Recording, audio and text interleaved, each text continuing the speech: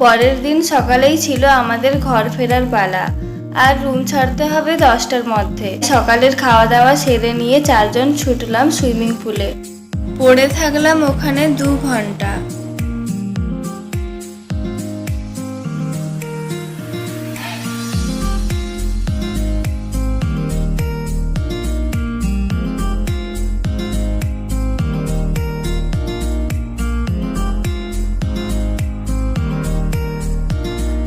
যতবারই আমাদেরকে মা কাকিমারা উঠতে বলছে, উঠে তো পড়ছি, কিন্তু আবার আরেকটু বলে জলে নেমে পড়ছি।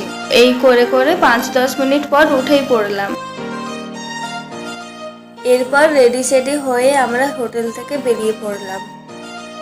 ফেরার পথে শান্তিনিকেতনের হাটে গাড়ি দাঁড় করানো হলো। প্রথমে আমরা কিছুক্ষণ হাটে ঘোরাঘুরি করলাম ও কেনাকাটি করলাম।